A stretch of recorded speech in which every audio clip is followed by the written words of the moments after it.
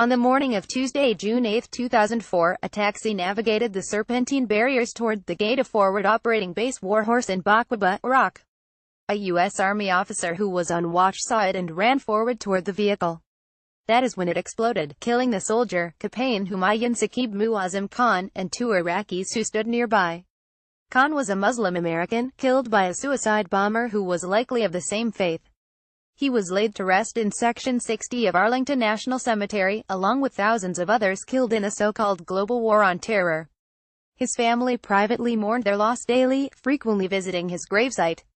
Then the openly racist presidential campaign of Donald Trump swept them into the center of a political storm. Trump's anti-immigrant rhetoric and pledges to ban all Muslims from entering the country incensed Humayun Khan's parents, Khazir and Ghazala Khan. Natives of Pakistan, they are extremely proud of their U.S. citizenship. Khazir Khan was invited to address the Democratic National Convention in Philadelphia in late July 2016. If it was up to Donald Trump, my son never would have been in America. Donald Trump consistently smears the character of Muslims. He disrespects other minorities, women, judges, even his own party leadership. He vows to build walls and ban us from this country, Khazir Khan said, with his wife at his side. Donald Trump, you're asking Americans to trust you with their future. Let me ask you, have you even read the United States Constitution? I will gladly lend you my copy. The thousands of delegates rose in thunderous applause at his remarks, as he held his pocket-sized copy of the U.S. Constitution aloft. Khan continued, have you ever been to Arlington Cemetery? Go look at the graves of brave patriots who died defending the United States of America. You will see all faiths, genders and ethnicities. You have sacrificed nothing and no one. Trump wasted little time attacking the Gold Star family. I saw him. He was, you know, very emotional and probably looked like a nice guy to me. His wife, if you look at his wife, she was standing there. She had nothing to say. She probably maybe she wasn't allowed to have anything to say. You tell me, but plenty of people have written that. Ghazala Khan replied in a piece published in the Washington Post, here is my answer to Donald Trump, because without saying a thing, all the world, all America, felt my pain. I am a Gold Star mother. The last time I spoke to my son was on Mother's Day 2004. We had asked him to call us collect whenever he could. I begged him to be safe.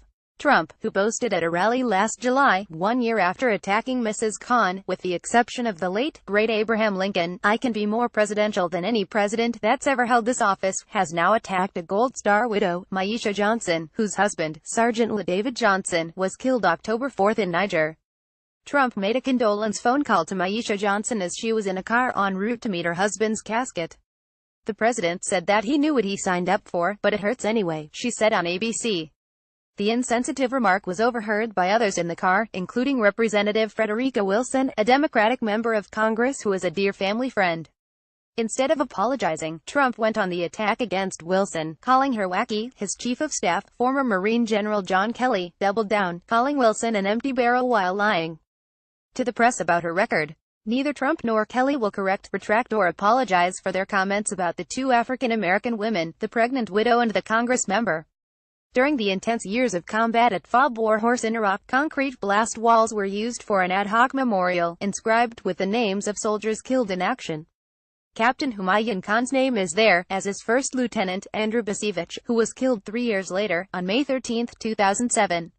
His father, retired Army Colonel Andrew J. Basevich, opposed the 2003 invasion of Iraq, and wrote of the war in the Los Angeles Times, just 1 month before his son was killed. We are spectators, witnesses, bystanders caught in a conflagration that we ourselves, in an act of monumental folly, touched off.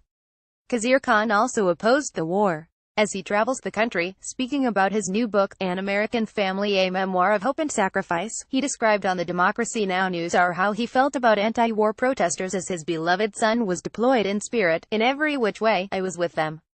I supported them, because they were right. Time and history has proven they were right. We were right. This column was first published on Democracy Now! Photo Disney ABC television group Flickr. Chip in to keep stories like these coming.